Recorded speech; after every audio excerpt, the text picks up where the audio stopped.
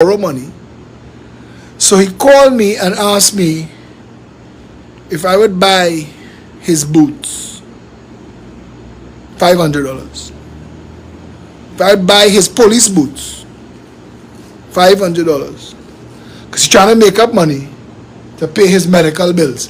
I asked him, what's going on with your insurance? What's going on with the police insurance plan? Nothing like that do exist.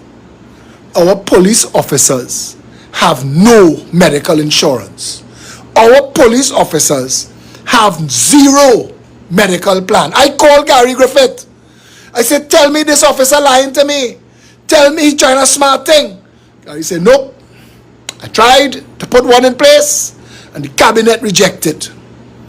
So our police officers who leave their homes and their families, their wives, their husbands, their children, and they go out to put their lives at risk for strangers, if they get injured in the line of duty, it's them to catch with their own bill. If you get shot and you live, it takes months, sometimes years of rehabilitation. People don't know that because they're accustomed to seeing what gunshot look like in the movies. But that's not the point. I gave him $500 so that I could take these boots. So I could use these boots as a symbol.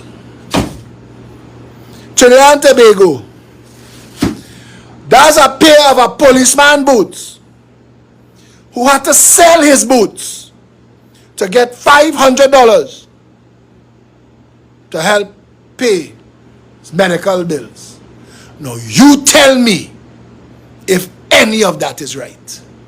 If this is not hateful, spiteful, heartless governance in this country. Police officers cannot engage in industrial action. Police officers cannot strike. Police officers cannot down tools by law. So they're stuck. They just get a 4% at a time where the cost of living went up 100% twice. The government has a responsibility to our police officers. I will deal with this specifically. Don't tell me about fire officers. Don't tell me about Coast Guard. Don't tell me about nobody else. I want to deal with one. Help me deal with one. This is what I'm asking Trinidad and Tobago to do. To stand with me, to insist that the government put with immediate effect medical insurance facilities in place for all of our police officers. 1. 2. That either you remove the law that says they can't engage in industrial action, or you immediately peg their increases. You immediately peg their increases to the cost of living and inflation. Simple maths. Government responsible for controlling inflation. Government could control inflation, but if it goes out of control, raise essential servants' salaries in step, because they can't protest and they can't down tools. But the reason for this video is we are trying to help this man. He have about $50,000 in medical bills and he needs help. He's a good and decent guy. You all know me. I don't put my mouth in things for just any and everybody. This is a good and decent guy. And he needs help. Satish Ramsaran has set up a FundMe account specifically for him. And you could WhatsApp Satish at 796-8172 and Satish will send you the link. If they redo this video to send out on WhatsApp, they will probably include a link on it. If you are watching this on my Facebook page as a live, even if you watch it as a rerun, there should be a link in the thread, in the comments of this, for you to get the link to pay $10, $100, $1,000 to help this gentleman, because I'd like to help him. And if you can't reach Satish on 796-8172, you could WhatsApp my assistant's line 702-PHIL, 702-PHIL. And if neither of those work, you could of course WhatsApp me on 682-2110 and say, I would like to make a contribution. I know there are good people outside there who will see this and this will pull at their heartstrings, because this gentleman have a young daughter and a family. And I want to see us as a country do right by each other. I want to help him, but I want to use his case to help all the other police officers, men and women, who put their lives on the line for this country every day. When Trinidadians want to wash their mouth on police and talk about, oh, they corrupt, oh, they just take bribe, oh, they always looking for extra duty. You see why? We paying them crap. They just give them a 4% increase that should have been a 40% increase just to keep up with the price of bread and flour and water rates and tea and tech, because they have the same bills you have. They can't strike. We, the people of Trinidad and Tobago, need to stand by our police officers. If you want a good and decent and honest police force, make sure that they are paid properly so that they could live. And in cases like this, that they could get a medical plan so that when they need help, they could get some help. 7968172, Satish. 702 Phil, my assistant. 682-2110 to WhatsApp me. Let's help this guy. Thanks for your support. We're back inside. I'm here with Stephen Matheson, Industrial Relations Consultant. He is an expert on the matter. Grocery prices in Trinidad and Tobago have increased by 60% since 2015. Fuel by 130%. They intend to increase electricity by 65%, and there is a bill before the RIC to increase water by 100%. They offered and gave police officers a 4% increase on work that was done from 2014 coming forward. Stephen Matheson, two issues on the table. I raised two issues in that video. The first and the really important one, because we come back to the issue of the wages and the increase, but the issue of medical. I want you to be able to hear this. This is a real statistic that you could check.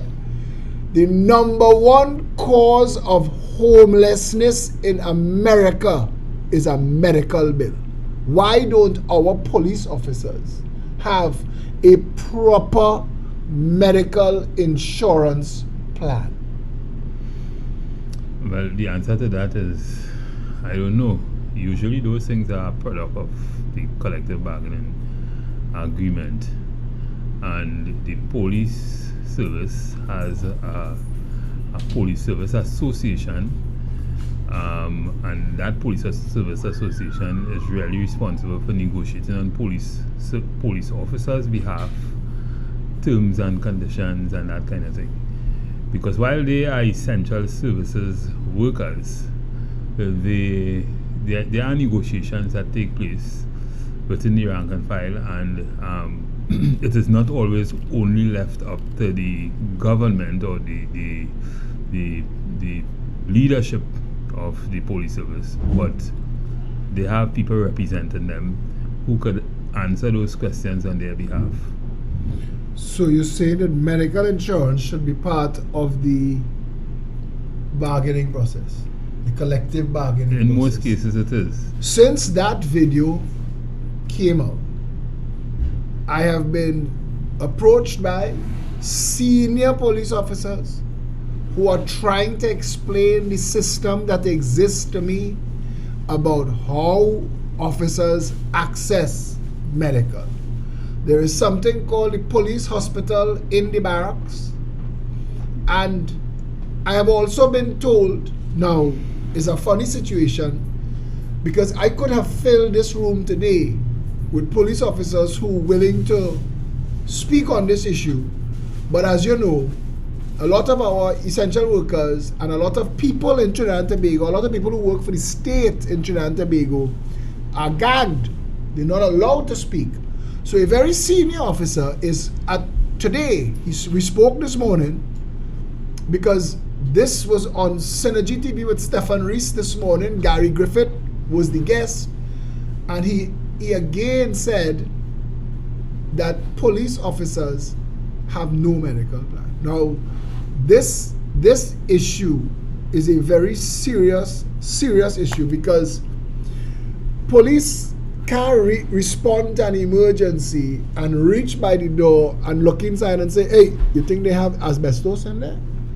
Police can't stop.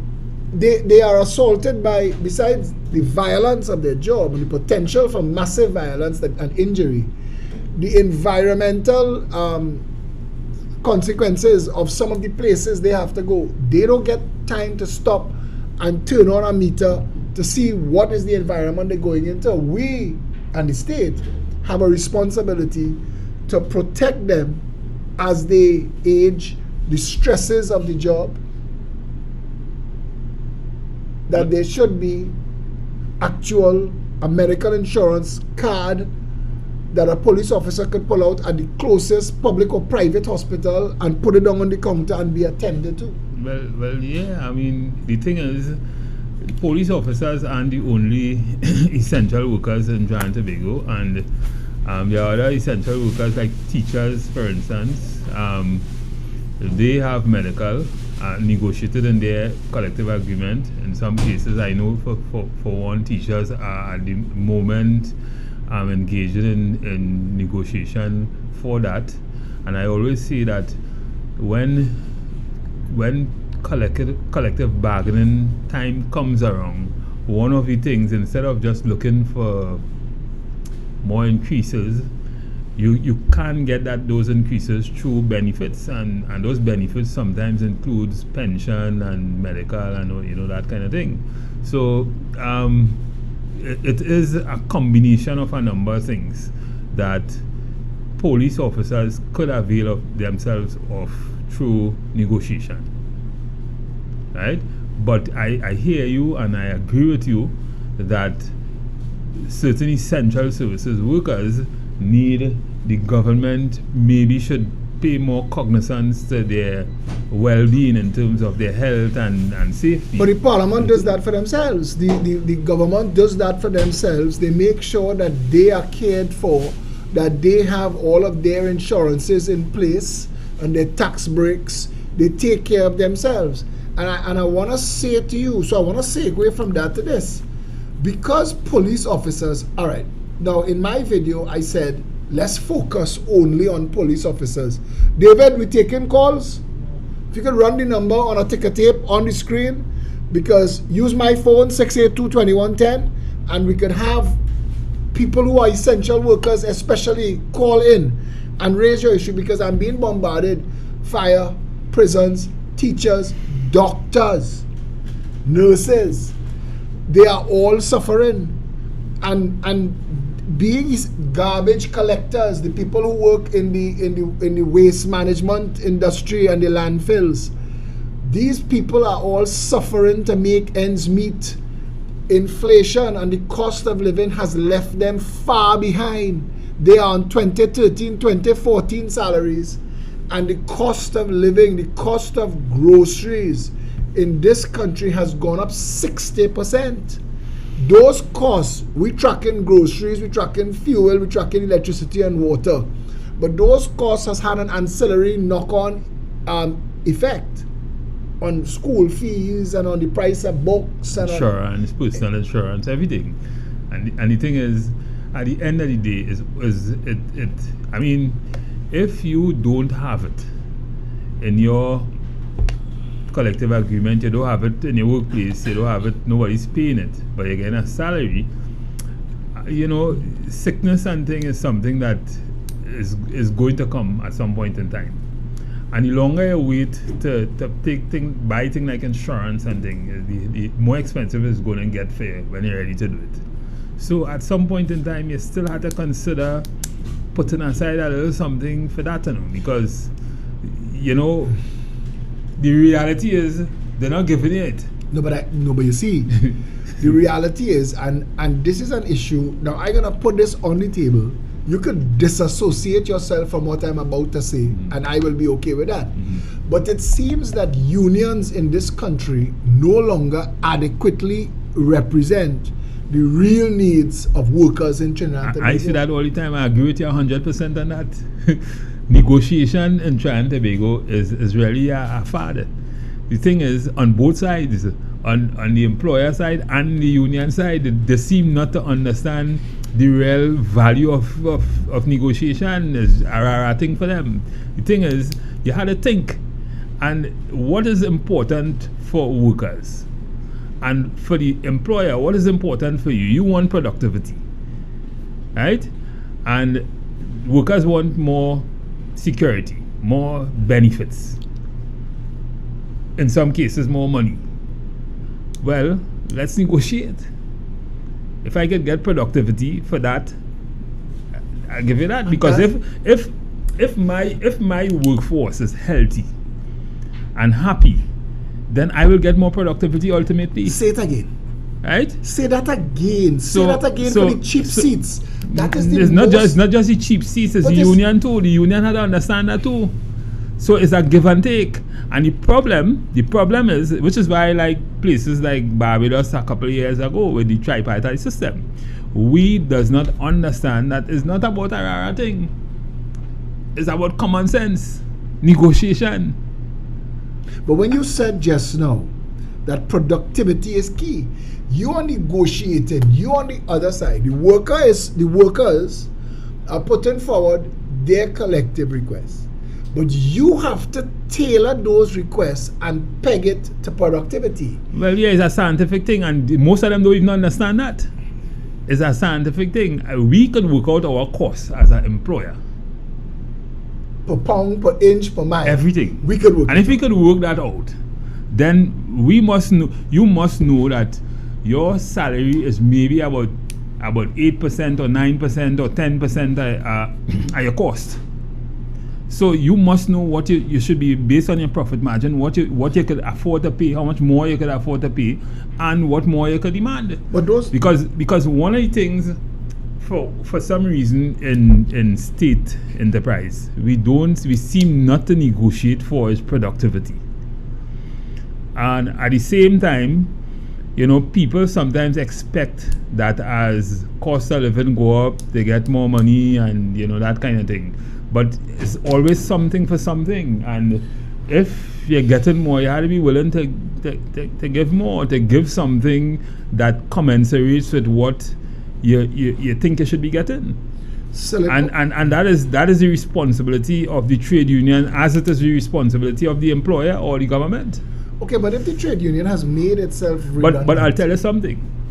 The trade union listening to this will say that we will do what we have to do, and our job is not to do that. Our job is to negotiate for our workers on our side. If they want to negotiate for that on their side, they could do that. But for some reason, they're not. But you're right, it's a fight, it's not a negotiation. That's what I'm saying. There's a difference between a negotiation and a fight. There's a difference between an argument and a fight. We fight. So every time we see any industrial action being taken and we hear from the unions, is always beat a drum and threaten, instead of having conversations like, and you said it just now, wages as a percentage of the cost of doing business is inescapable. What you as business owner or management want to do is maximize what you get in return for those wages. Yes? Right. So both parties will come to the bargaining table. The employer will come with their lowest offering. The union will start at the highest, at what they want, and then it will go down until it balances. Sometimes the union will have a ceiling for which they will stop at. The employer also will have a ceiling at which they will stop at and not go. And then at that point, if nobody is agreeing, you will have what is called a breakdown in a negotiation. Now the thing is, I see negotiation in the 21st century, what it should be is a more common sense thing, right? Let us work out what is living wage, and let us work out what is productivity. And if we could understand that, and I'm talking more so for the government, because to me, the government probably have the poorest negotiation tactics in terms of, I hear you saying it all the time. I hear people saying it all the time. You go in places like licensing office and all these places, and you see people lunchtime, the place closed, customs place closed 2 o'clock. Nobody working. You sit down for hours waiting on workers, and you're seeing everybody walking around. And is that productivity? And what is productivity for the government? And how do you measure because against what you are willing to pay and what you pay? But you see, and I don't want to go too far down the side street, but you raise a good point there. And lost man hours to the state is a massive issue. Lost man hours. If people have to take a whole day to go to do a transaction at licensing office, the state is losing there. Right, and that's a different thing too. But I'm saying if those are also public servants, or it affects the economy. Yeah, everything affects. Is a cyclical, revolving, dynamic thing. Traffic affects the economy. Everything. To the point where in Germany and other countries in Europe now, they are paying you your salary from the time you board the train. Mm-hmm. So if your commute is 2 hours a day, you're getting paid for your commute. Yeah. Because the Supreme Court has said that the commute. So now you have a vested interest in ensuring traffic. That you have a good traffic management system that takes care, that ensures that people reach work on time and that kind of thing. Our politics fails us because politically we do not have these conversations. We don't. So as you say, everything as you step back further and further to a greater and greater macro view, you realize all of it is rara, bacchanal and noise. Yeah. So the sum of everything is common sense, is critical thinking, is a system where you have strategic thinking. Goal oriented, you build your plans around the goal. Yes, and the whole so I remember some time ago we had a show during COVID, and I was saying, I think it was not Martin Daly, it was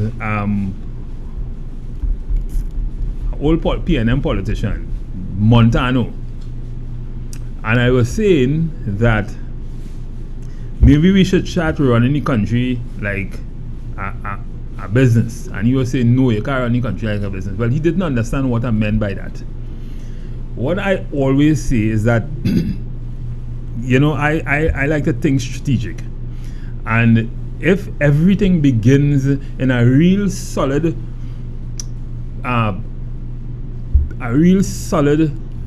profitable company, they run that company with a vision, a mission, and strategic objectives.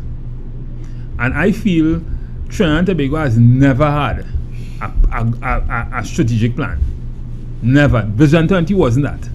But we've never had a plan which streamlines every single process into one vision, mission, and strategic objective. Correct. And we've come at this statement from multiples of fronts, but everything leads us back to the same point. The well-being of the citizenry is the function of government. The collective citizenry. So you have to start using terms like quality of life. The quality of life in Trinidad is bad. It is not good. We have a high fear index in Trinidad. Fear. We have a high expectation of abuse, corruption, mismanagement. We do not trust the government. We do not trust law enforcement. Law enforcement has no reason to engage, to improve that scenario, because law enforcement is made up of workers who feel like the state and the collective and the public don't understand their position. So everybody, like a bad marriage, everybody holding their corner. And instead of us having conversations about how do we get to a place where the quality of life in Trinidad and Tobago improves dramatically, increasing consistently. But I just give you the answer. No, the answer is... But I'm saying that you need everybody in that conversation. The answer is the answer is sensible governance. Right? So when government change, or every ever so often, when government change, you have the Ministry of Works, the Ministry of Labour, each ministry doing what is called a strategic plan, but they're operating in silos. Correct.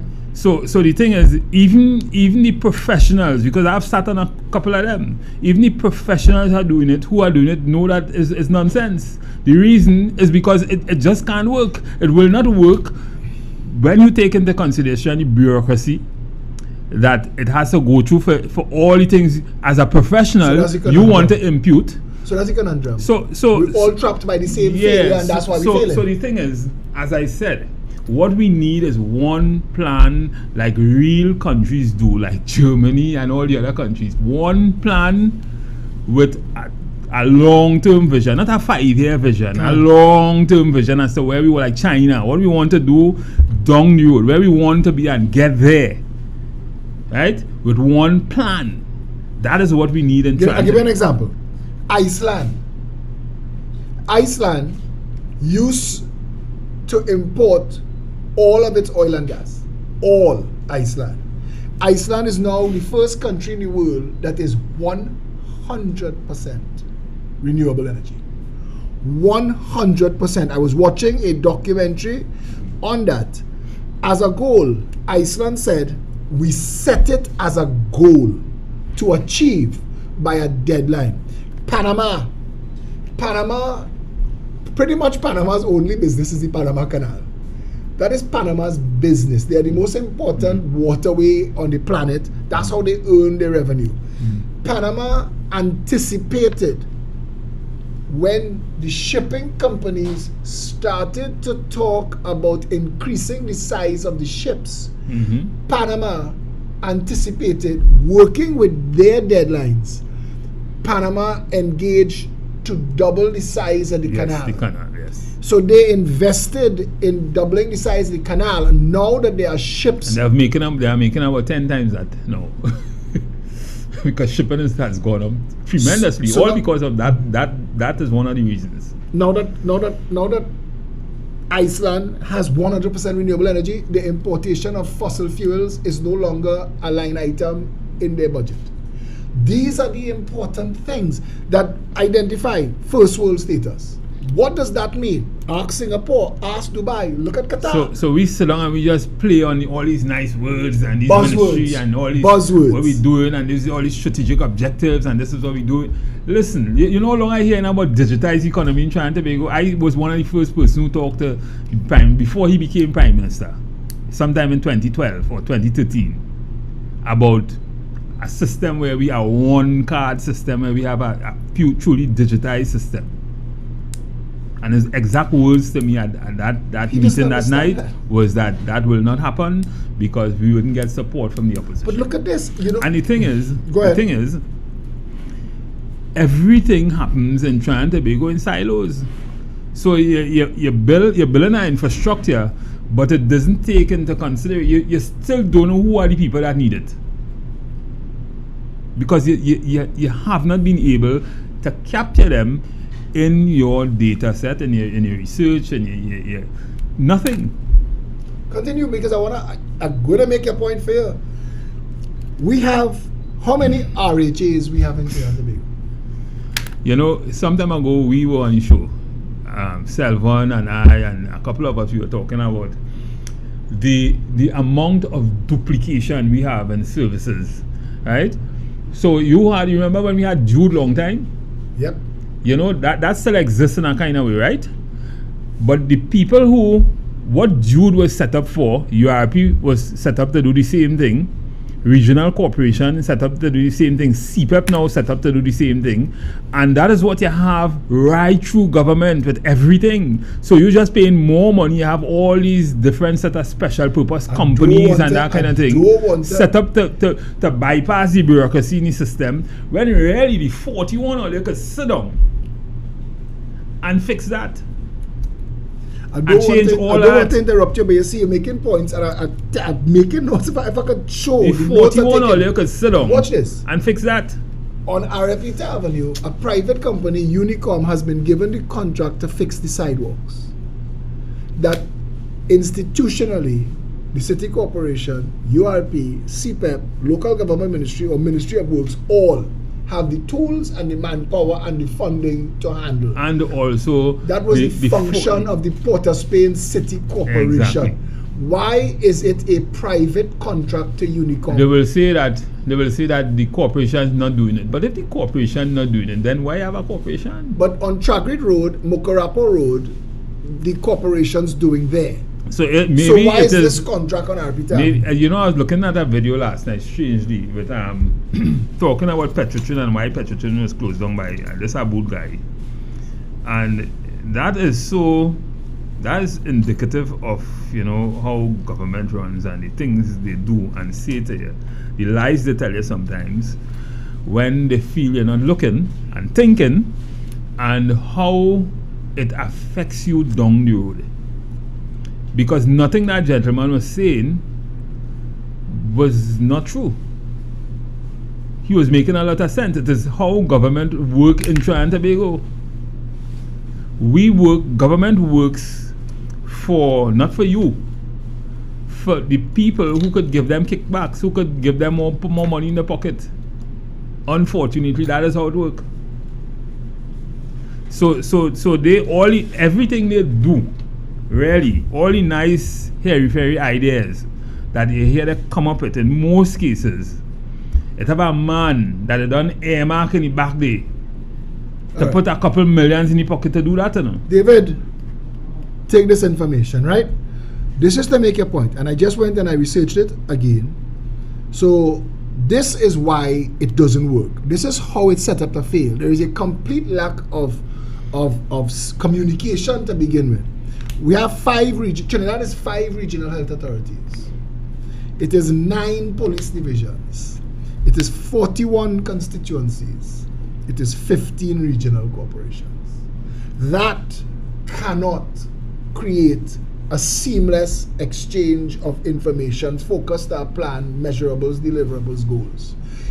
Those are the important words, and we hear them in all of the conversations. We see them in all of the manifestos and all of the visions. Yeah, but it's to know some way. But they never flesh it out.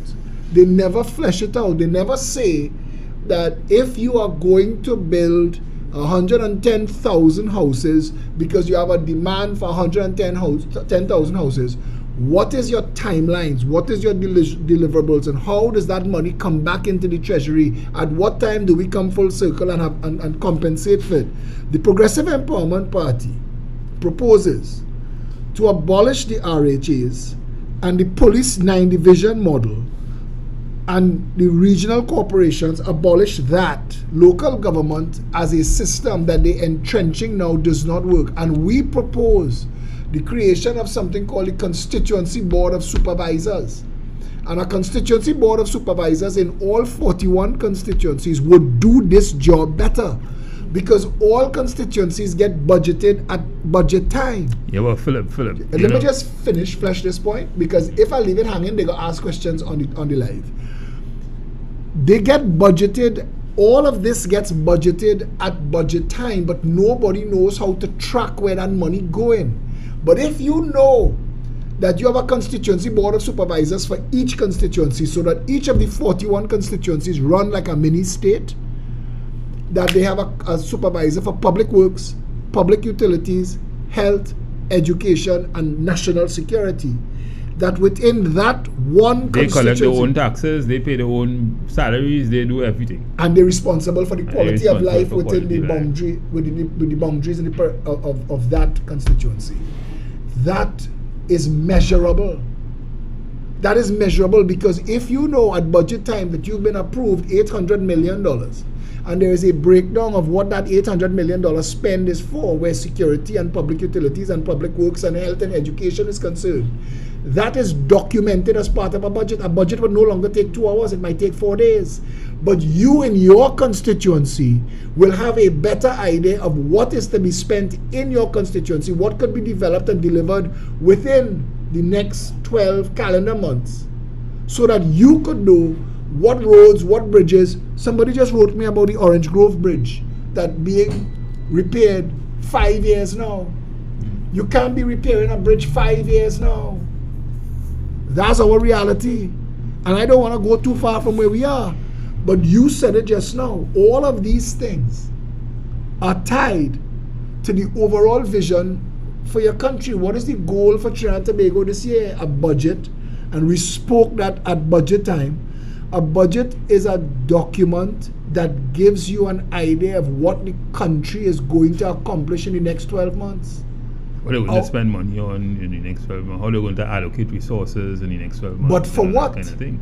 Those things matter. So when you say make things make a list of what the country wants to be and how it wants to get there, that needs to be broken down into deliverables on a timeline that is measurable. That is what we do not do. And because we do not do this, because we say No, they will tell you to do it, you know. They will tell you that they ask all the ministries to present the plans and the budget and all the technocrats to present all the strategic plans and that kind of thing. But what happens when they do that? The answer is nothing. They just run the country the way they plan to run it. But if you and in most cases, how they think it should be run. but we're seeing the effects of that. We see now the roads, the state of the roads, we see the state of the waterways, we see the water, electricity, everything. And exactly, and you can't give them an out. If you say 5 billion this year is for education, you should be pressed in that budget to tell me what is $5 billion for education mean? What is it spent on? But listen. Again, and one of the, you see, I kind of like Selvon idea with the way government runs is he have it real good. The thing is, we sometimes give credit to the wrong set of people and not hold the right set of people responsible for what's supposed to happen. Really, the public servants are the ones who are held with the responsibility to run the country, the state. The government, the government makes plans through cabinet, and they allocate monies and that kind of thing, and they will tell you that, and they would have allocated those monies on the basis of what was given to them by the technocrats and the plans the technocrats had, and then they have little control. They will tell you that, that is Selvon's thesis. They have little control as to how that is utilized after that. In terms of what the public servant, servants. You can't just say that the public servant responsible. And this is the problem I have with that statement every time. It's like getting into a taxi and telling them go where I want, let me know when we reach. That's not how it works. If you say that you want the public servants to deliver something in the 12 months of the budget year, because let's use the budget document. Let's break governance in Trinidad and Tobago down to 12-month chunks of governance so that you could measure what is happening.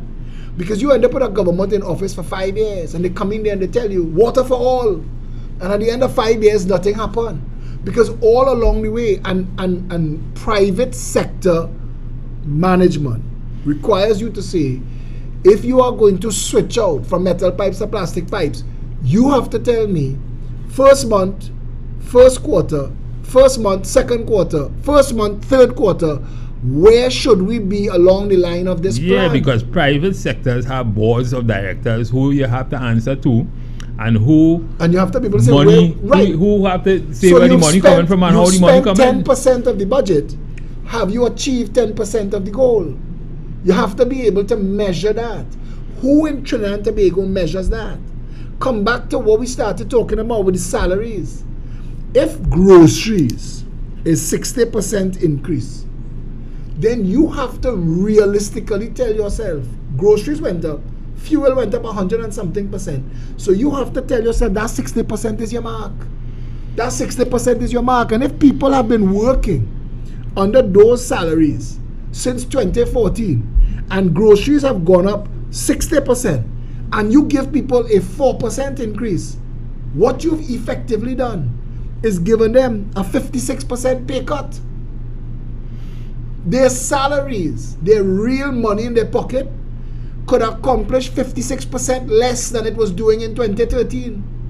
Because the price of the food that it wants to buy has increased 60%, and you are giving them 4%. You understand the point I'm making? Yeah, but in all fairness, the price, the inflation is not necessarily a product of the way the government run the country. It is not necessarily that. It has a lot to do with international prices and things, changes in the international market with a lot of things, and as a result, we are really a consumer economy. A banana republic. We buy everything. Yeah, but we hardly sell everything. We hardly sell anything. Okay, but you've sat here and we've spoken about just the agriculture sector.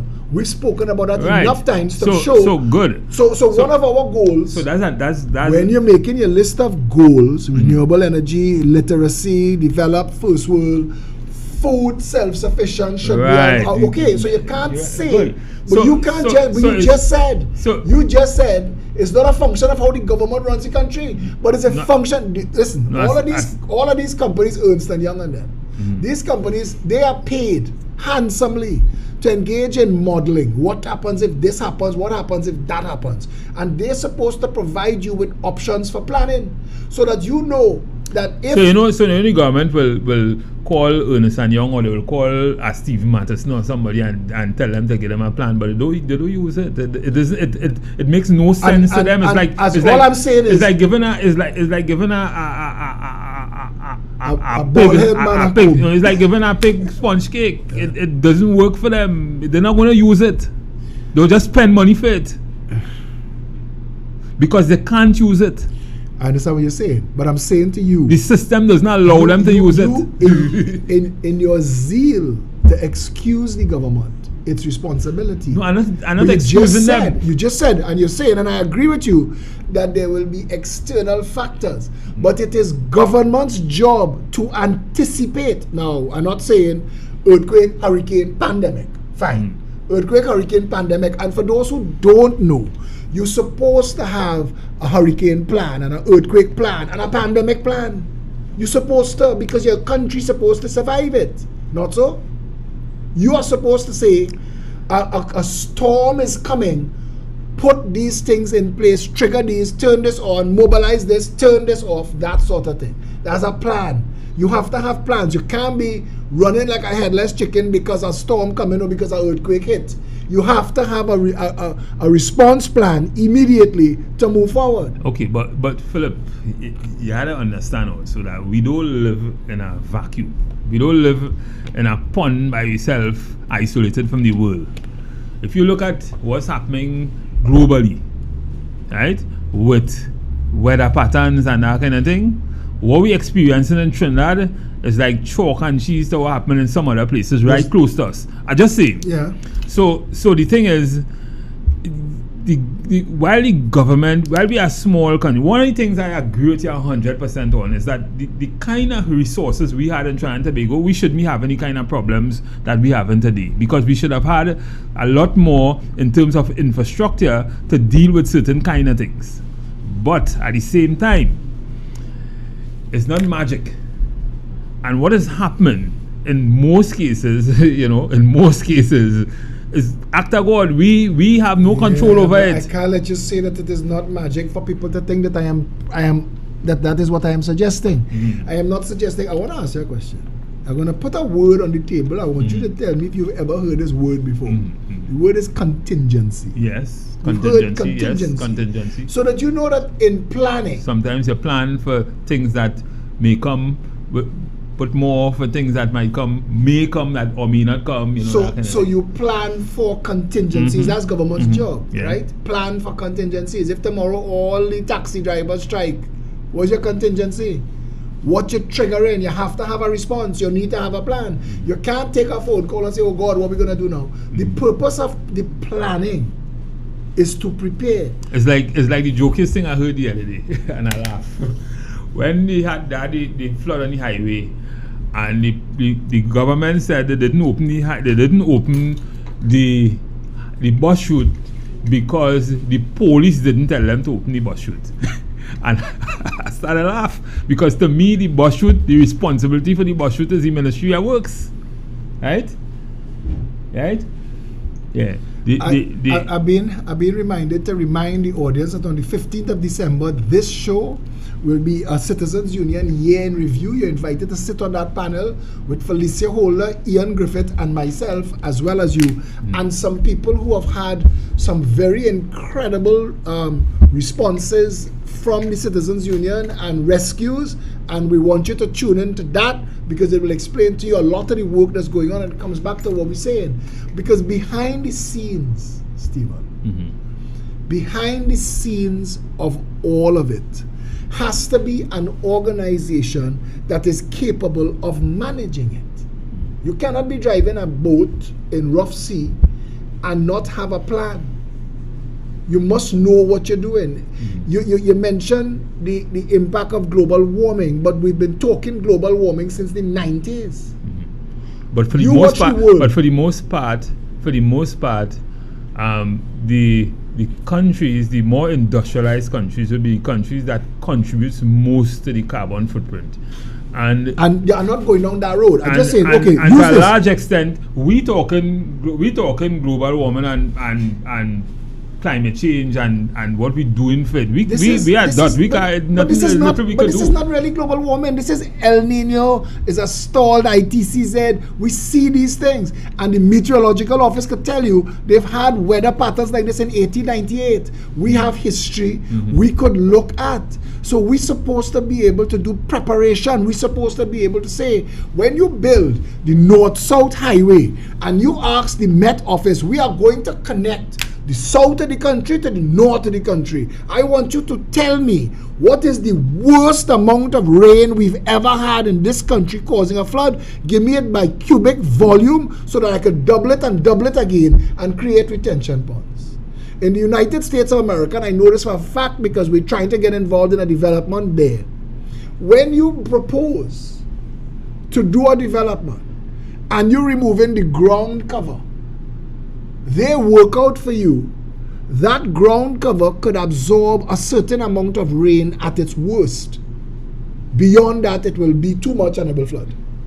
So you have a responsibility through your drainage, surface drainage and retention facilities to be able to manage that amount of rainfall. You have about 3 phones today. You have to be able to manage. And I want the audience to understand that happens. That is what you need to be able to do. If they tell you that on this per acre, 500 gallons an hour is what you have to be able to manage. You need to draw it away from the surface so it doesn't run off. What we get in Trinidad is all of the surface runoff water collecting in the lowest point and then growing from there and making a pool. What happens was the Caroni River was not dredged. The mouth of the Caroni River was not dredged. There's a sandbar so that the water filled up in the Caroni River like a bathtub. So it overflowed into the country because it wasn't allowed to wash out into the sea. These are important issues that cannot be swept under the rug. But we continue to do that and say, well, boy, global warming. And I'm not saying that they aren't. Everybody have responsibility. And for some reason, people just don't do what the ministries don't do what they're supposed to do. The technocrats in the ministry not doing. There's no checks and balance. Nobody's held responsible for anything in Trinidad and Tobago, and that's the problem. It's a pervading. So if you look at how the U.S. is, imagine a U.S. president could be held to account. Whether they arrest the president of Peru yesterday. Yes, and sitting president, and 2 others in prison. But they arrest a sitting president for trying to turn the constitution into a dictatorship. Yes, and the thing is, I was going to give you another example of the Millennium Bug. If you put aside global warming, when they knew that there was a chance that computers could fail coming to the year 2000, they put contingencies in place. They had contingencies in place to manually override nuclear reactors and the electric grid to keep the traffic lights working and the water pumping. These are important things, Stephen. These are important things. And we need a government that is capable of identifying where we're going as a people. That is based on feedback and leadership. We're not engaging in either. We're engaged in bacchanal and noise. Every time you hear politicians speak, is dig your finger in the eye and pull the hair. It have nothing to do with where the people want to go and where we can go, and how do we align those two into where we're really going to go as a country. Right, and that's unfortunate, because I always say, I don't know, sometimes I get the impression that I listen to you. I listen to all the things you say that you want to do if you get in office and that kind of thing. But most of the things you want to do, you don't only have to get in office to do it. You know?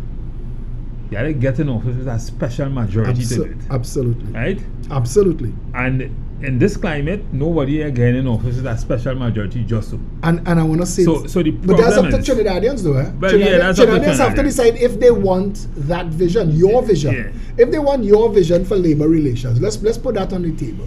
Let's say we're talking about pegging essential workers' salaries to inflation. Would you get on board with that? Listen, I'll get on board with anything. Let me tell you something. You know what? One of the things I say, and I say this to industrial relations people, I say this to judges. We talk this every day. You've had in the last 10 years or so, or 15 years or so, about 3 or 4 persons who came from the labor movement, who sat as ministers of labor. And one of the reasons why we have a crazy industrial relations systems is because of that Industrial Relations Act. It really does not work for employees nor employer. There are so many things that are just bad in that act that needs to be changed. And you had union people. Let me tell you something. There's a board called the RRCBA, the Recognition and Certification Board. That board is the board that if, let's say, a matter is reported for a worker under Section 51, and the employer comes and questions the status of the worker, either the worker in good standing or the worker has not been a worker, that matter, the ministry automatically refers the matter to that board. But that board is usually constituted by persons, the government constitutes that board by persons who are labor people for the most part. And maybe some from industry and things. You know that board is without, that board is without a board right now? So anything so anything a company refers, and companies use it to the advantage. So a worker will have a problem, a worker have a genuine issue, right? And an employer or a lawyer or somebody come and refer that worker going to languish.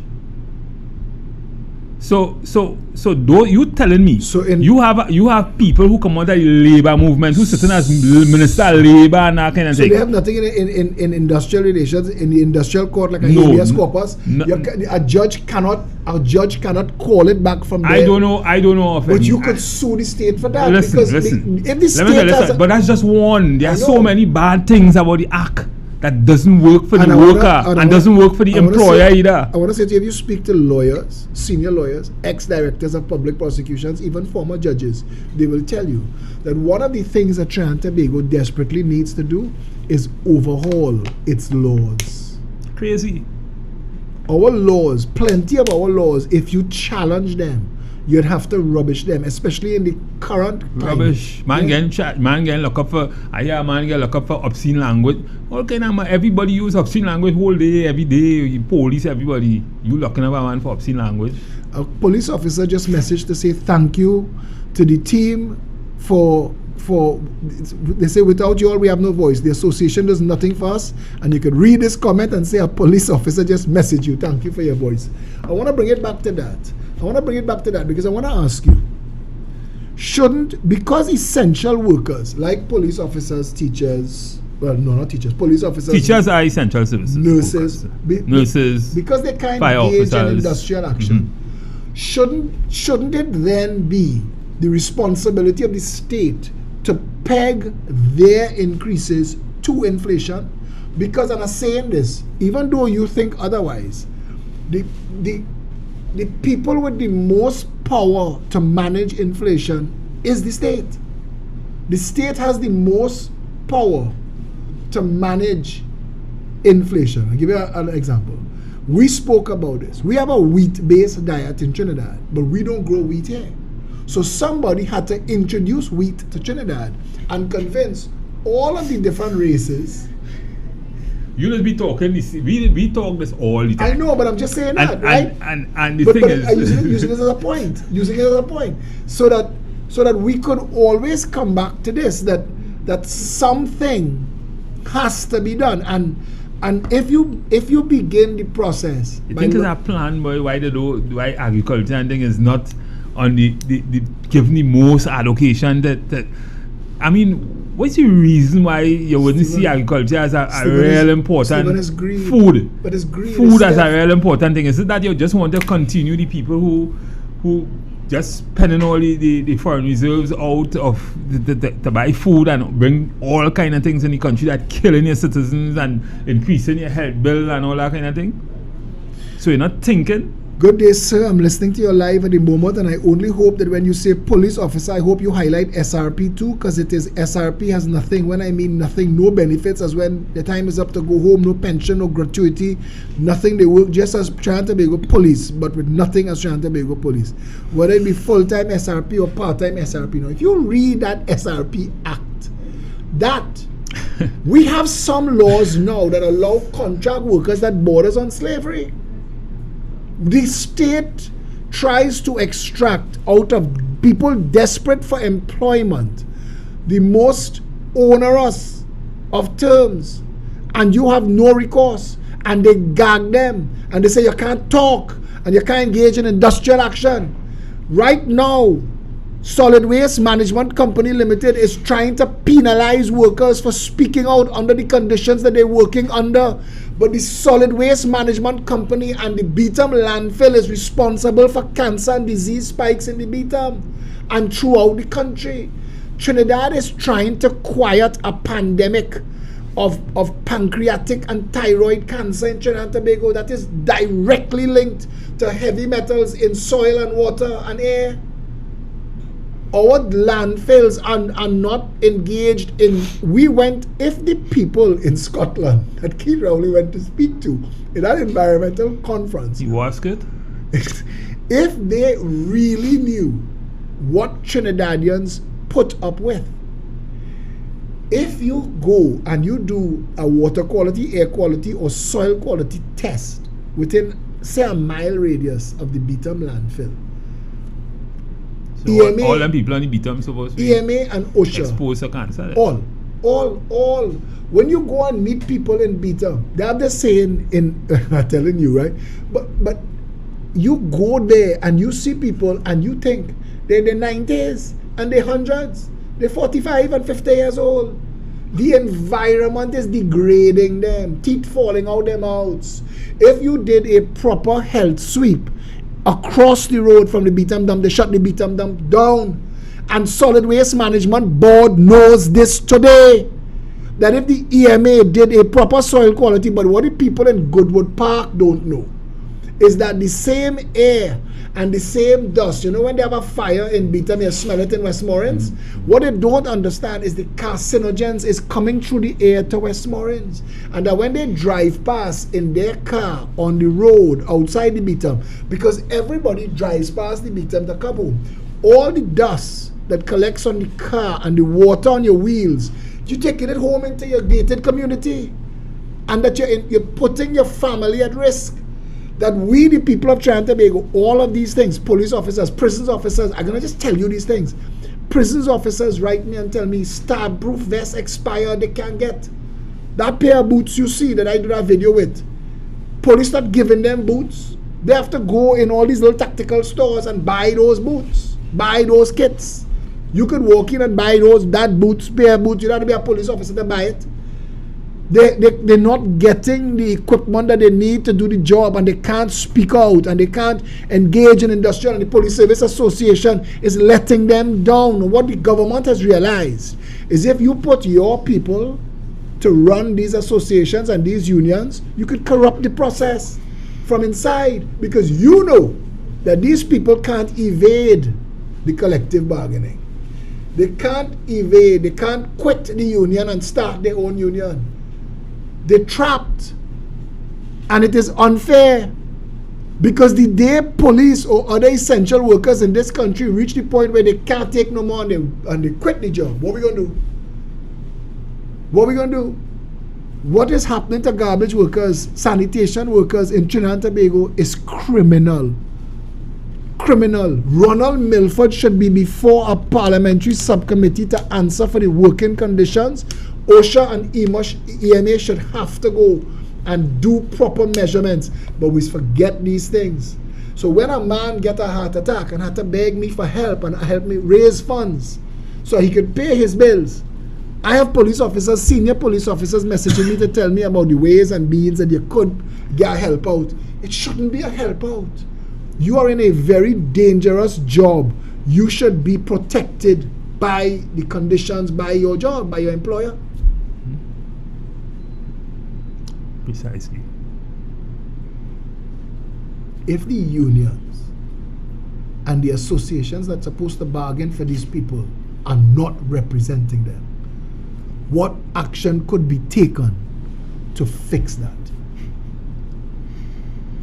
A change in the industrial relations system.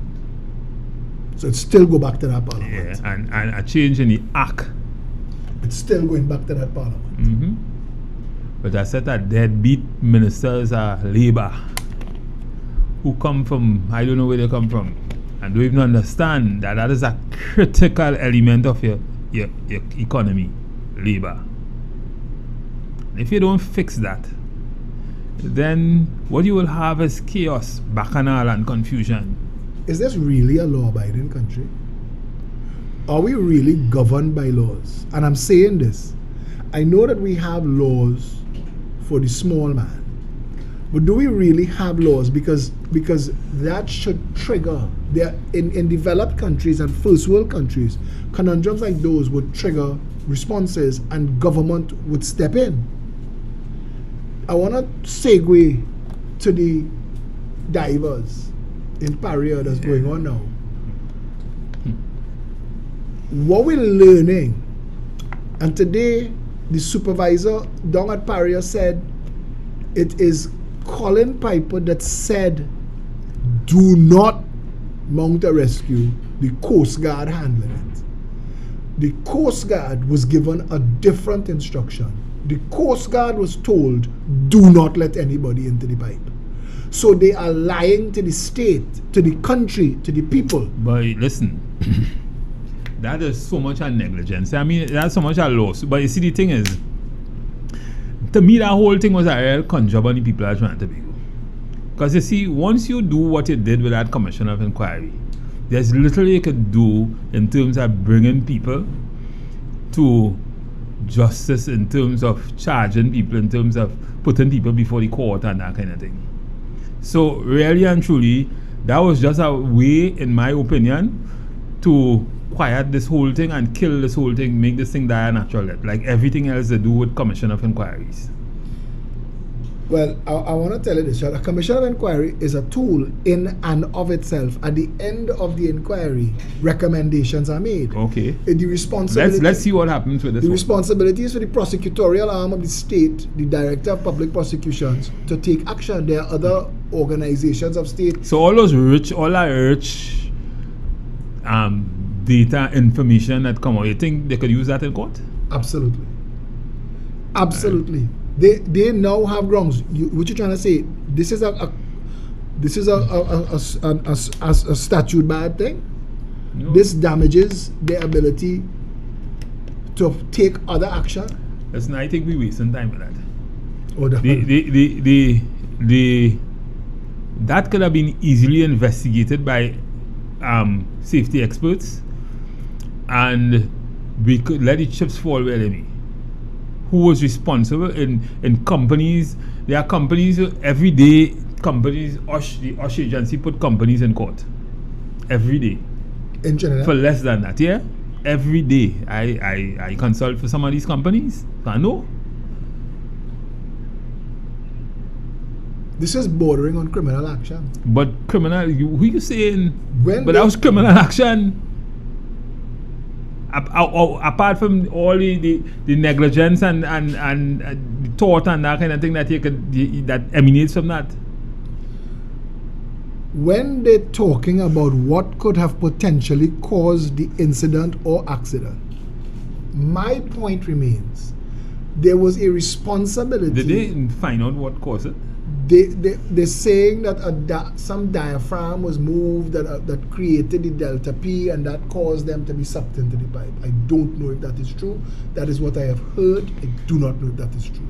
But what I'm saying to you is, regardless, you now have living beings in a pipe. So they were, me and my friends. So they were outside the pipe. A fellow named Shiva, who is a friend of mine, he owns apartments in Curab.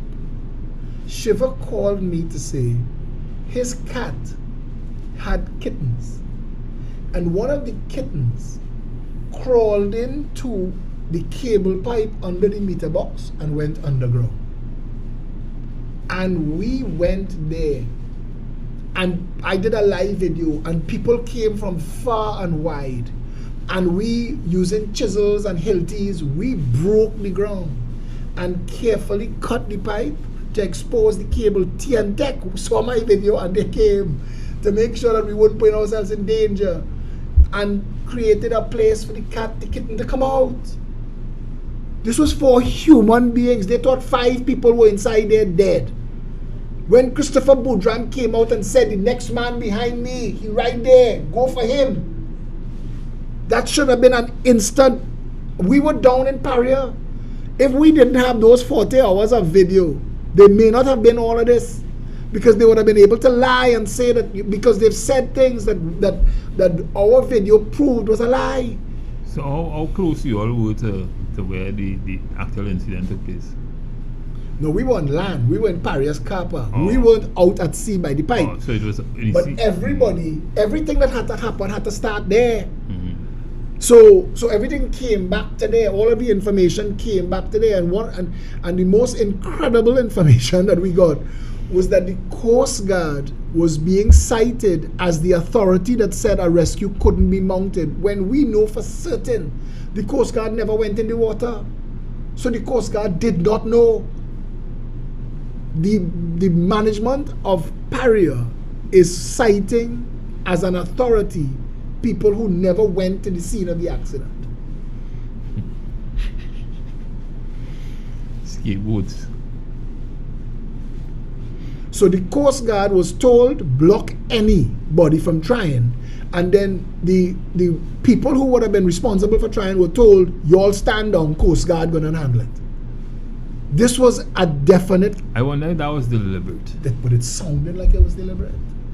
It sounded... Or if they didn't know what they was doing, and maybe they was just fiddling, trying to find out. And I keep saying that somebody in the parliament needs to bring a law. There is a law. But that is not how it works. That's not how it works. There is a law called depraved indifference for human life. No, but and that's not how... what they should be charged with. Listen. That's not how it works in real industrial sites.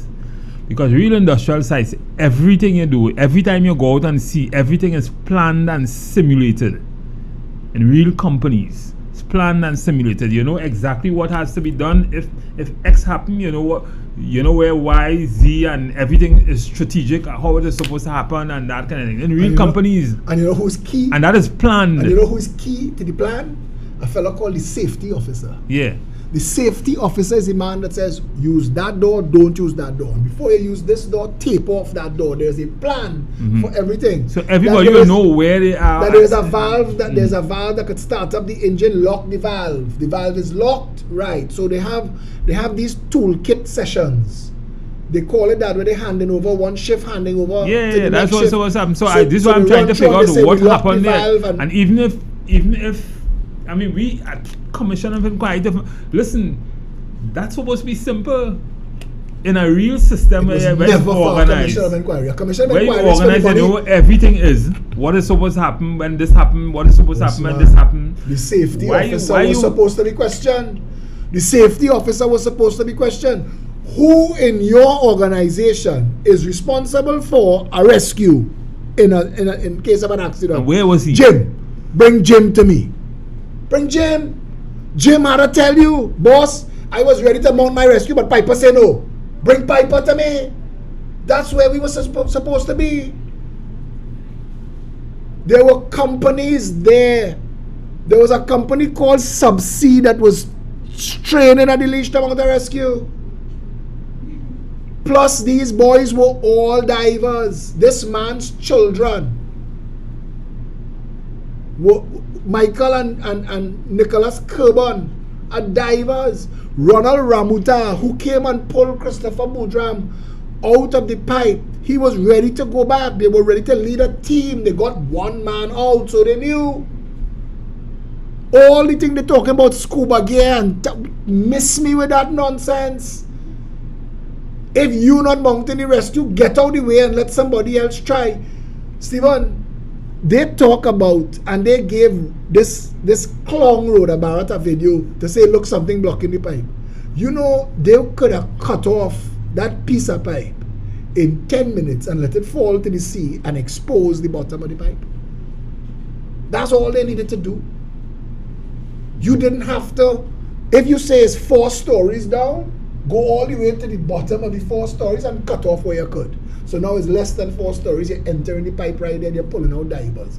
Go down there with extra tanks, so as they come out, you give them the new breathing apparatus, send them up the road. There were ways to do it.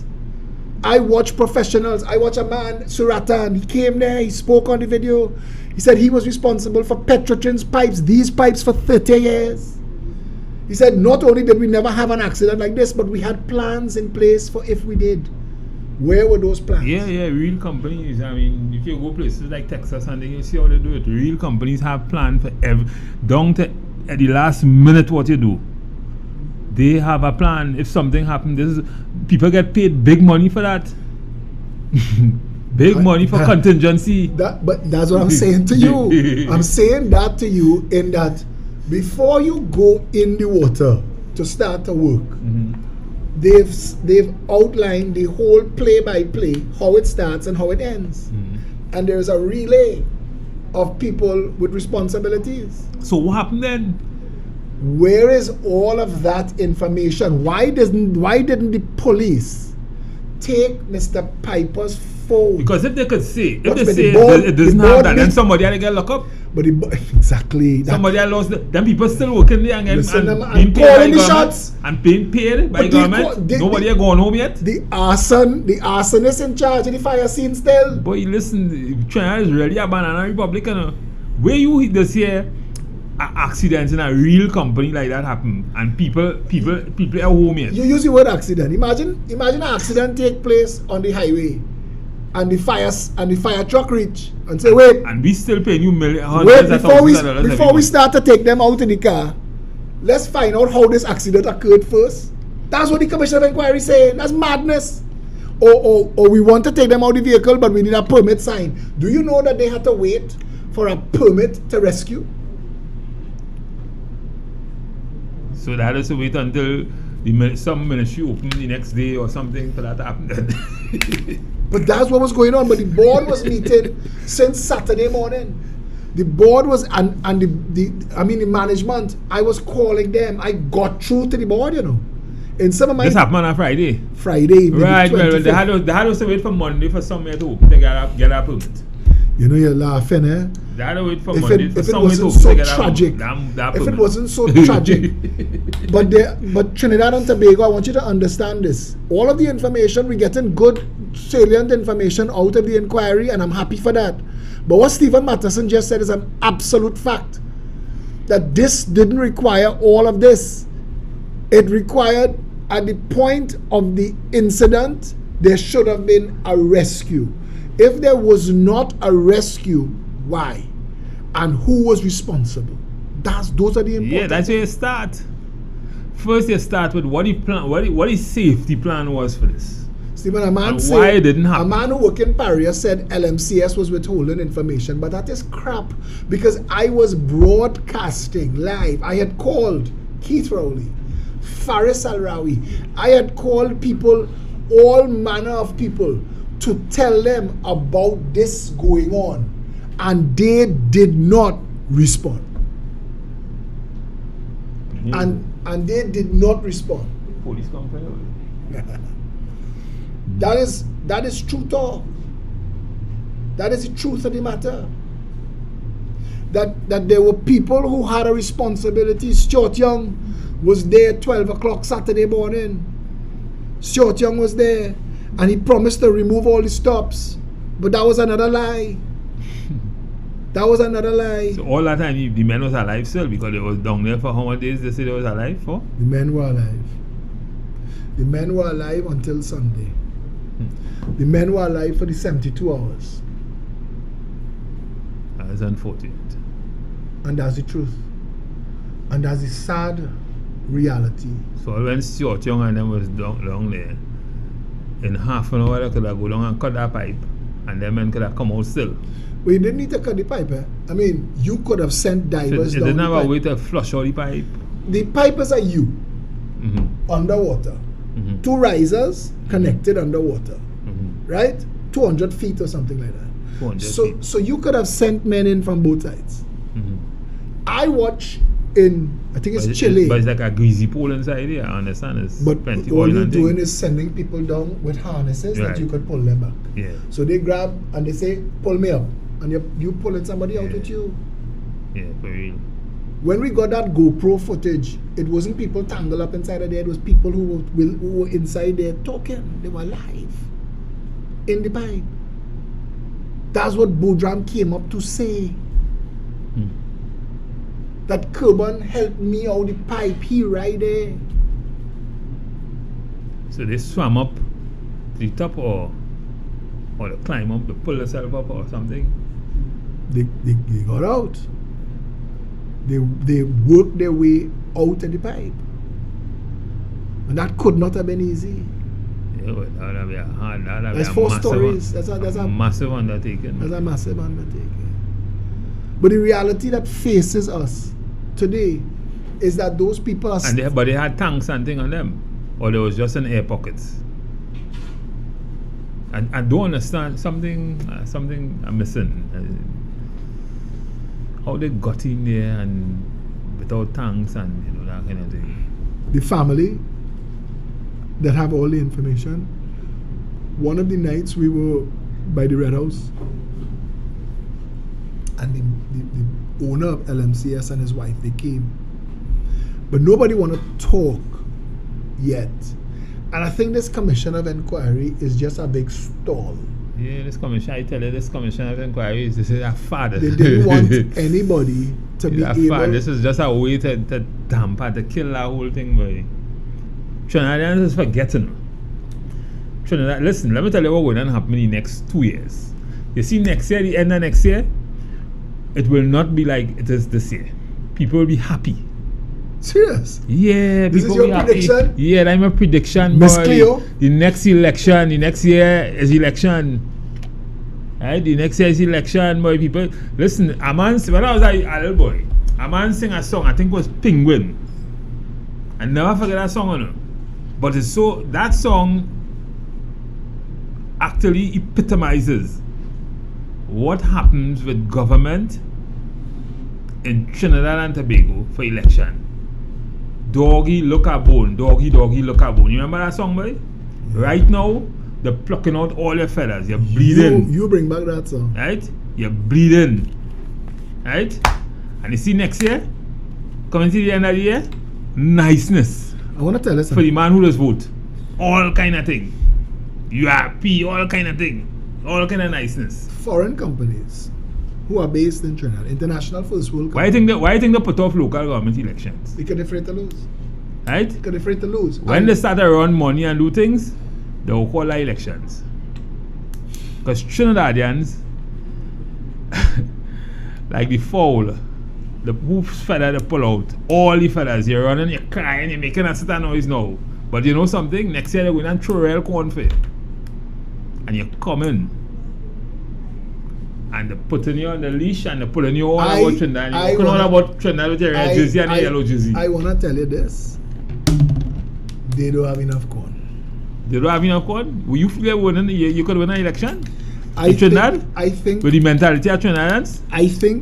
that we at a place now where Trinidadians understand that the problem, all that we're talking about, the failure of the laws, the failure to get insurance of police officers, we are going to press issues on such a high level that the corn you're talking about, they have to come and give medical insurance to fire service and police service. They can't bring no biscuit in for nurse again. Boy, they're giving them biscuit. They're giving them crumbs. Crumbs. Like, I telling you, they're not no biscuit. Stephen, I'm telling you right now, the only thing that keeping nurses from working out the hospital is their devotion to their patients. Listen.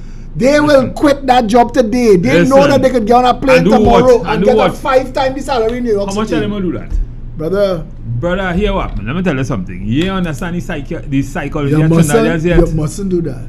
You mustn't reinforce negativity. You must speak hope. No. You must. That's what the church is good at. Listen. That's what you go to church to hear. Phillip, I'm in politics. Phillip, the greater part of my life was spent in politics. Greater part of my life, PNM politics as a matter of fact. Do you know who Susan B. Anthony was? Do you know who Susan B. Anthony? I heard the name. Susan B. Anthony was the person who they told for decades that women will never be able to vote. She changed that. Yeah. She changed that. Yeah. There's a lot about history Phillip, and that I know. I remember when Barack Obama won that election.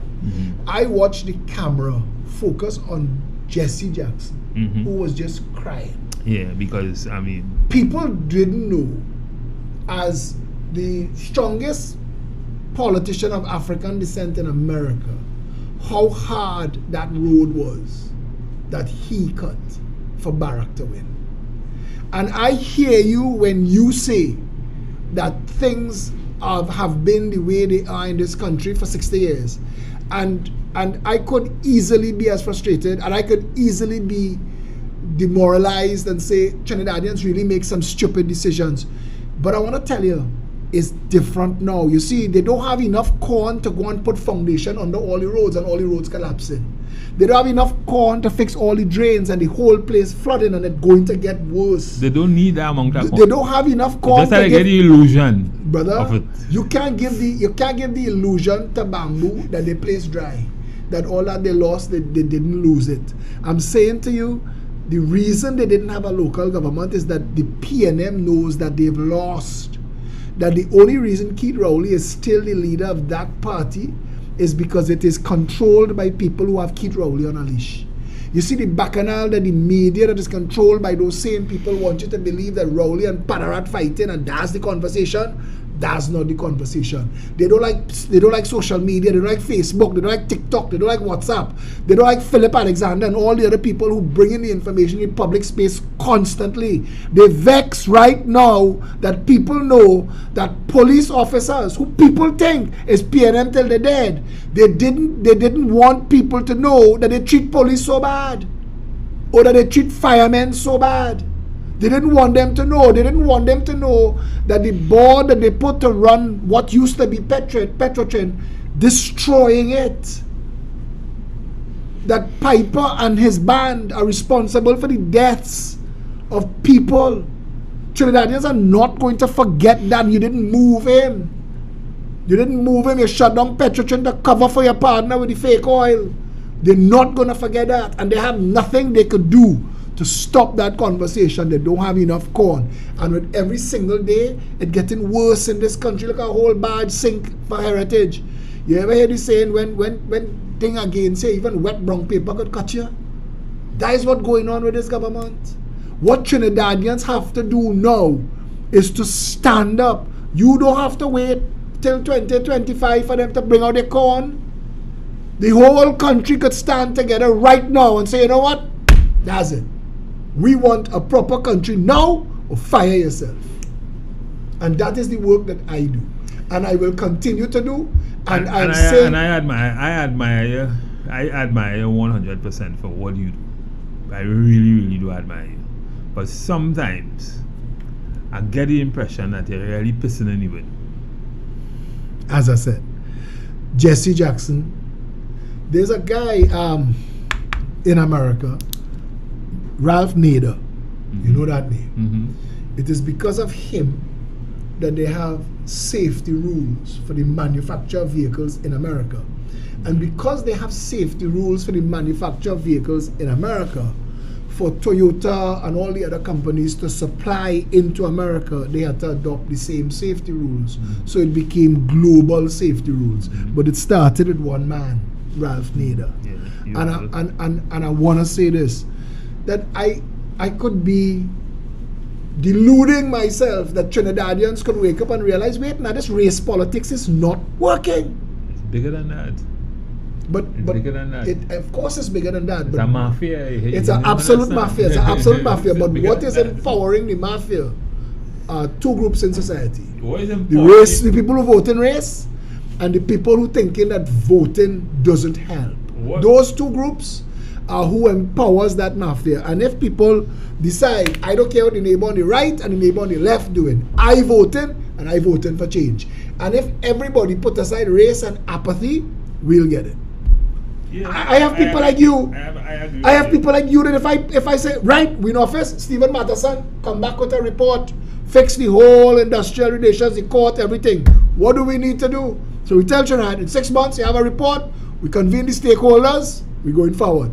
And in every aspect of this country, education, healthcare, public utilities, everything, jobs, national infrastructure, everything could be fixed with a plan and proper people to execute it.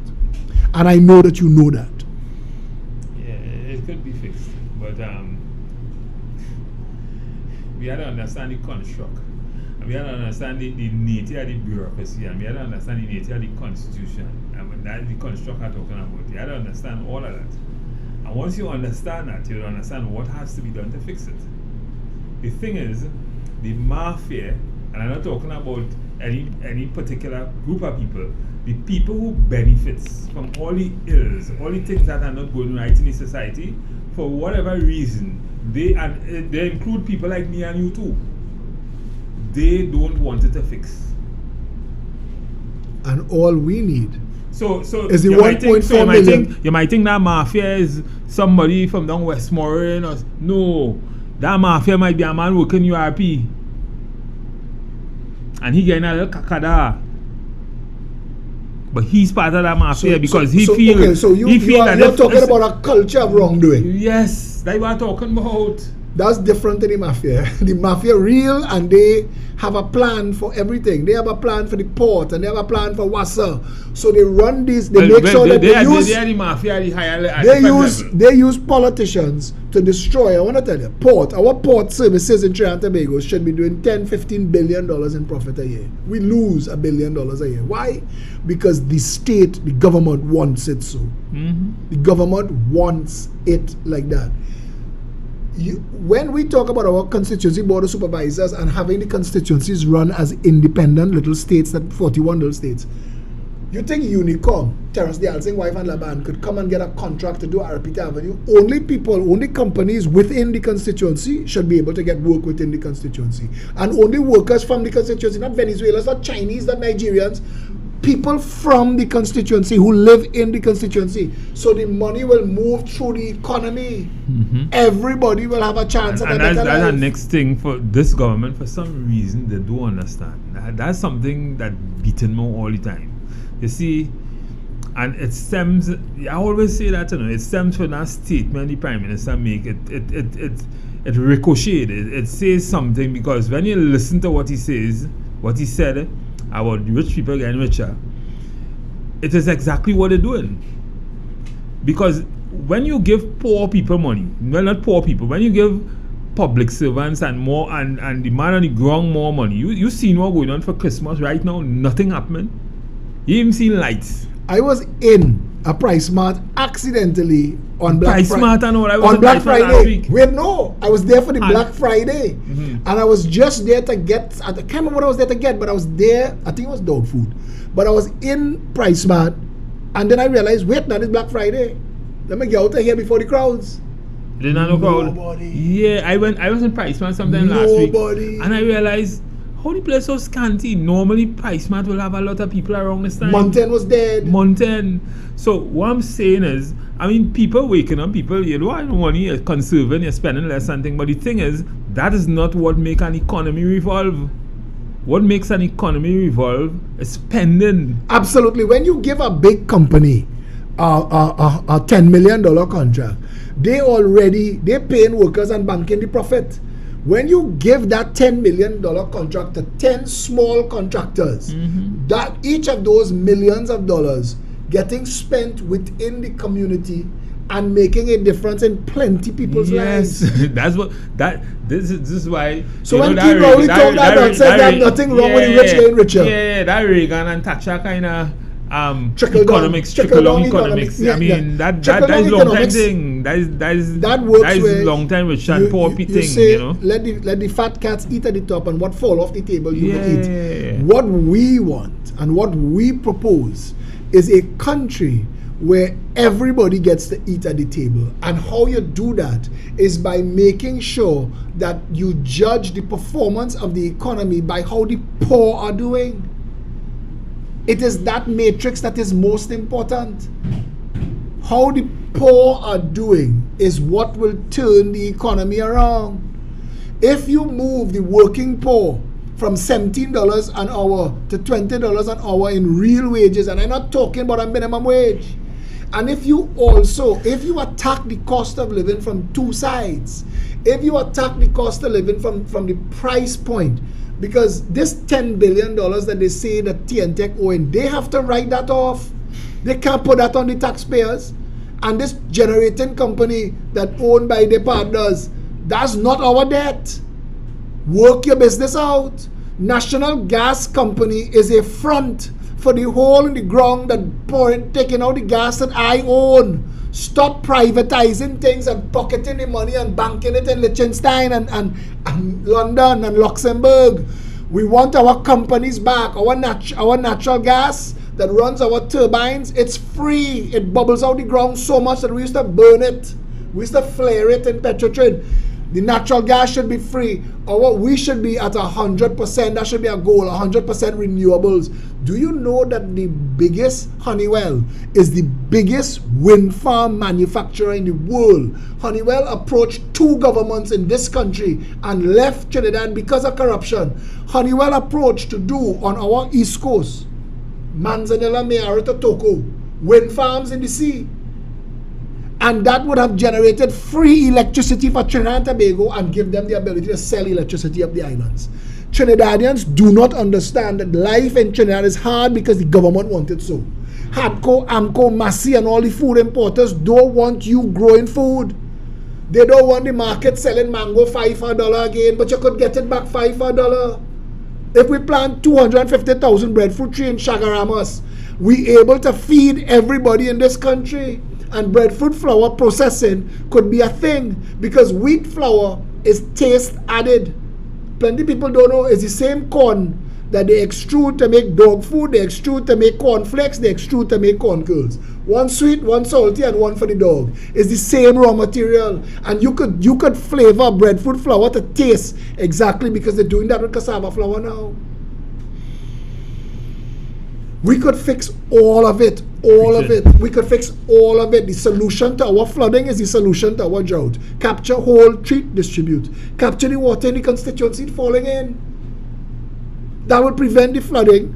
And then treat and distribute it to when we're in drought. This is simple maths. Even a fool could understand. Even the 41 in Parliament could understand. Problem is you either get to the 41 or you have to be part of the 41. But a majority. The people have to say that.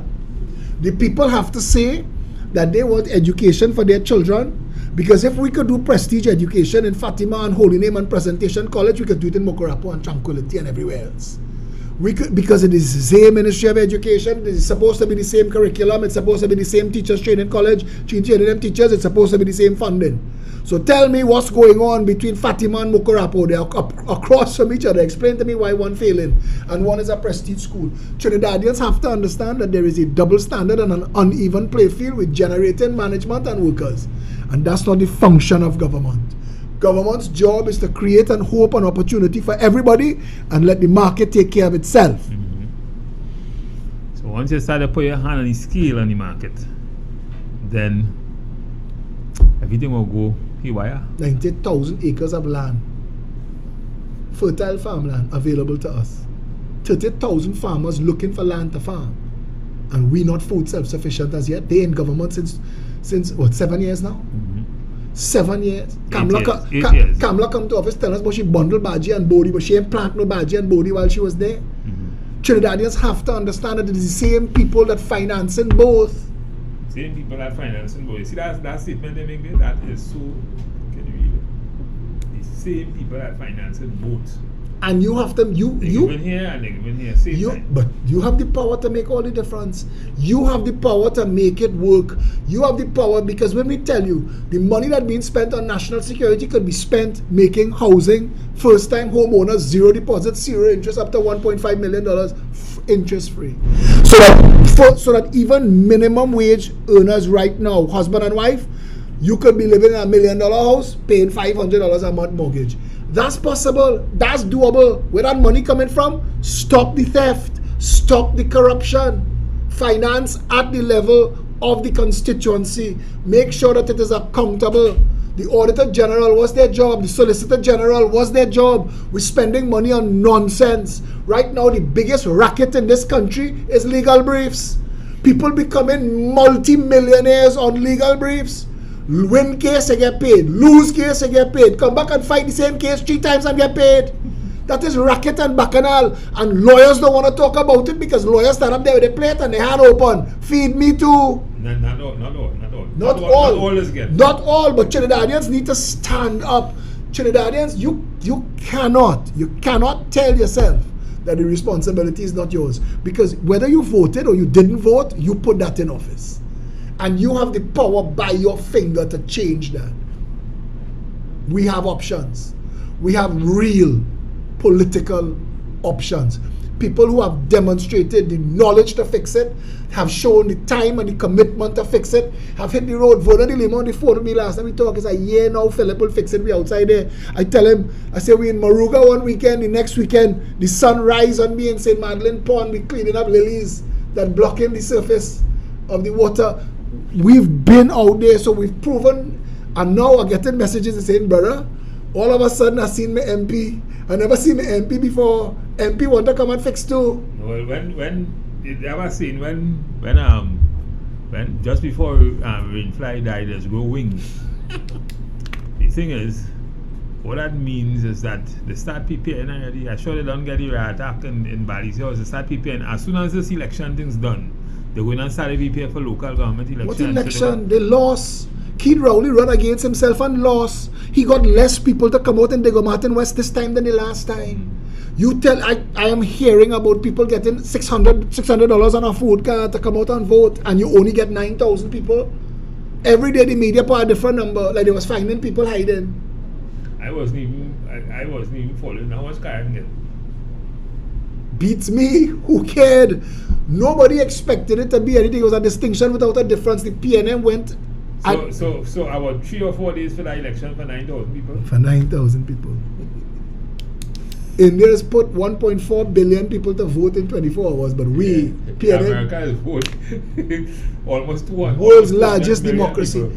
The PNM is good at one thing and one thing only: racket. Well, then 2 things. But that's the truth. And you have to understand that it is a small group of people. It looks big because of the parasites and the prostitutes that hanging on for their share. But it is a small group of people that is looting the country, and you have the ability to become a bigger group of people. Just you, your family, your friends, your co-workers, your colleagues. Talk the talk. They're hearing you. That small group of looting the country have tentacles, brother. Matterson, they're hearing the people talking. They're hearing them talking. The media has become irrelevant. The people of Trinidad and Tobago talking the talk. They're talking to one another. They say they ignore what you're seeing. Because as much as they don't want it to happen, we put in information out there and it's going viral. And the public sharing that information. When the Guardian put out an article and get 92 likes, I comment on it and get 400 likes. It means that the people are looking for the truth. They're no longer accepting what you prepackage and give me. I tell you, that night, you and my brother when Faris Al-Rawi tell the nation about furlough. Remember that? Furlough. The public servants. Take your job off furlough. We tell you, huh? You see you in court, brother. And the government back down. Every single time we've ever stood up, they've backed down. How come you all haven't learned that yet? How come you're not realizing that what you're supposed to do is stand together? Stand up. Stand up for the cause, for the country, for yourself, for your children, for a better life, for the future. We can make this place paradise again. Anyway, you have anything we need to address? No, Bring it to a wrap. Yeah. Next week, we are inviting heads of associations and union leaders. We're going to put them on the hot seat. They are going to have to start. And you know who I want? I want to see the talking head from Communication Workers Union, who's sitting down quiet while they're looting out TSTT and B-Mobile. Come and sit down and talk. Let the workers hear you. Where's Ansel Roger? Come, explain to the people why the government was able to shut down Petrotrain and not a dog in OWTU back. Come and tell them. Right now, Trinidad and Tobago is a mess. And the people who are responsible for running the country, Stephen Matheson said it and he's correct. People are frustrated and depressed and you're seeing it in their job performance. Give those same people parity, equity. Give those same people a proper working condition and something to aspire to. And you go in that same licensing office and they're dealing with you in 15 minutes and you're going home. Yes or no? Once people happy where they're working, they will work well. And that's the truth. So let us make that happen. Let us create a country where the people are treated with dignity and respect. We want to make your list: first world, developed, literate, renewable energy, food self-sufficient. Those are real attainable goals. Trinidad has a $60 billion budget, $30 billion out of it is theft. If they did a commission of inquiry into the renovation of the Red House, they would jail government ministers. And the next 20 billion is recurrent expenditure, and then the rest is transfers and subsidies. You know, transfers and subsidies. High class way of saying graft. High class way of saying I will buy your vote. The corn he talking about, transfers and subsidies. Let the Ministry of Health explain where that $5 billion goes every year. Now. Let the Ministry of Education, you get $5 billion every year, even for the 2 years that they had a pandemic and the schools were shut. Where are money? What do you spend it on? That's the kind of questions we have to be asking. You should not have a Minister of Finance able to stand up in the Parliament and talk this year's budget without accounting for last year's budget. But we don't do that. And neither the PNM nor the UNC have a vested interest in accountability because both of them hands in the cookie jar. So we need to fix that. They have members of Parliament who paying people as employees who just down their name down on paper, they getting the government salary and kicking back to the member of Parliament. That is the level of theft in this country. We need to fix it. We need to fix it, and the way we're going to fix it is 1.4 million of us standing together, brave, bold, and strong. That's how we will fix it. We will change everything because everything they bring up, we show you that there's a way to fix it. And we give you a plan, we give you measurables, we give you metrics, we give you the timelines for deliverables. Let them come and argue. Don't let them hide us from mainstream media that dying, they can't get advertisers, they're bussing, they're telling you that the whole of Guardian media, only advertising themselves. They're before tax. The before tax profit was $1 million. Your tax is about $5 million. You lost. Tell people the truth. Advertising Omega and themselves. I watched Synergy TV this morning. A man messaged me and said, Gary, they're talking about your video. Go and watch it. And I watch it. It's a set of small little companies that's spending at $200 and $300 for advertising that holding up Synergy TV. Not one big company, not one bank, not one B-Mobile, not one... Everybody go on social media. Everybody go on social media. Because that's where the people who... the consumers but the same Synergy TV, 90% of their audience is on social media. Yeah, that's where the people who buy things are. I buy everything off my phone. It's changing. Don't let it leave you behind. It is changing. The world is changing. We have the opportunity to create a better life for ourselves and our future, our children, our grandchildren. We can make this world a better place than we met it. We can make this country, Trinidad and Tobago, could be paradise on earth, as David Rudder say. Paradise on earth convincingly. It's all in your hands. It's up to you. Stand up. you could talk it. Let's say good night to Stephen Matheson. Give me your closing comments. Yeah, well, today was a good a day for the return, and I look forward to sitting with some of those union folks next week. That's going to be an interesting show. I wonder how they will feel having you across the table. I go drink the We in the rum shop. Anybody who wants to be a part of the Rum Shop Talk We in experience, the rum you shop. can call Indira at 702-PHIL, PHIL. We in the rum shop. A number that spells rum or shop. But anyway, that is the We code in that you the use. rum I shop. understand Indira, you can call on 702-PHIL. So bring the rum, bring it come in the rum So call shop. Indira and say what you would like to contribute, what you would like to see, how you would like to come on board. Advertisers, this show gets a big following. Last week's show we had about 15,000 views. Oh, that was 2 weeks ago. I'm not sure what this show gonna do because we just back today and we didn't advertise it. But when this show is up and running, we make big numbers. Come on board, advertising it. Not expensive at all. Reach out to Indira, 702-PHIL or Felicia, 769-4590. It was an absolute pleasure being on the Rum Shop Talk again after the 2-week hiatus, and look forward to seeing you next week. Until then, stay safe. Good night. Rum Shop.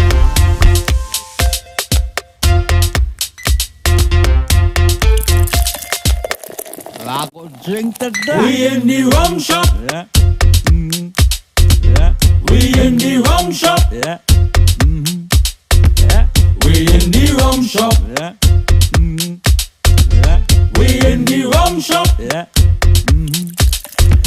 So bring a rum.